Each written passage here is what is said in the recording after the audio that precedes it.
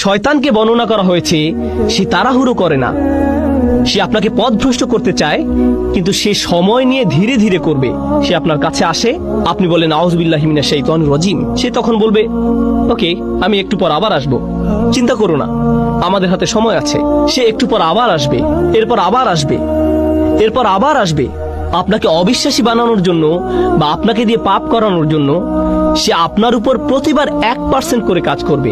আর এটা অনুধাবন করা খুবই গুরুত্বপূর্ণ। মনোবিজ্ঞানে তারা একটি বিশেষ বিষয় পরীক্ষা করে দেখে,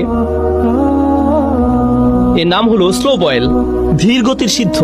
তারা একটি ব্যাঙকে নিয়ে ফুটানো পানিতে ছেড়ে দেয়, এটি তখন সাথে সাথে লাফ দিয়ে বের হয়ে যায়। এরপর ব্যাঙটাকে নিয়ে স্বাভাবিক পানির একটি পাত্রে ছেড়ে দেয়, আর তারা পাত্রটির নিচে ধীরে ধীরে তাপ দিতে থাকে।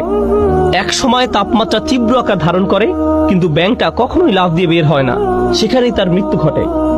সে এমনকি বুঝতেও পারে না যে তার তাপমাত্রা ধীরে ধীরে বৃদ্ধি পাচ্ছে। শয়তান আপনাকে দিয়ে হারাম কাজ তাৎক্ষণিক করাতে চায় না, কারণ আপনি বুঝতে পারেন এটা একটা ভুল। আপনি আল্লাহর আশ্রয় প্রার্থনা করেন, তো সে আপনার কাছে আসবে নির্দোষ সব বিষয় নিয়ে। আপনি তখন ভাববেন এতে আর কি সমস্যা, মানুষ এটাকে শুধু শুধু খারাপ মনে করে, কিন্তু আপনি বুঝতেও পারবেন না। এরপর সে আপনার কাছে এসে সামান্য একটু পদস্খলন ঘটাবে, আপনার আশেপাশে সবাই বলবে এটা করো না।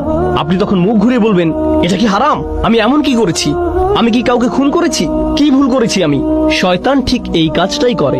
দাল্লাহুমা বিগুরুর, সে আমাদের পিতামাতার সাথেও সব ধরনের প্রতারণার মাধ্যমে এই পদ্ধতি অবলম্বন করেছিল। ব্যাপারটা ইন্টারেস্টিং যে আরবিতে গুরুর মানে প্রতারণা, আবার এর দ্বারা অহংকার বোঝায়। সে মানুষের অহমিকা জাগিয়ে দেয়। মানুষ যখন ছোটখাটো ভুল করে আর কেউ সে ভুল ধরিয়ে দিলে বা স্মরণ করিয়ে দিলে, এটা স্বামী হোক বা স্ত্রী হোক, বাবা হোক বা মা হোক, কেউ ভুল ধরিয়ে দিলে সাথে সাথে সে মাগরুর হয়ে ওঠে, সাথে সাথে রাগান্বিত হয়ে ওঠে। না, কি বলছো তুমি কে আমার ভুল ধরার। এভাবে তাদের ইগো ভালো হওয়ার পথ বন্ধ করে দেয়। যে সমস্যাটা শয়তানের নিজের ছিল, অহংকারের সমস্যা। যাই হোক, অনেক সময় ধরে চেষ্টা করার পর সে সফল হলো। সে আমাদের পিতামাতাকে মুহূর্তের মধ্যে গাছের কাছে নিয়ে যেতে পারেনি। সে তাদের কুমন্ত্রণা দিল, আর তারা সাথে সাথে বলে উঠলো ভালো বুদ্ধি, ঠিক আছে চলো। না না না, এতে অনেক লম্বা সময় লেগেছিল তারা সেখানে যাওয়ার পূর্বে। অবশেষে তারা তাদের আদি ভুলটি করে ফেললো।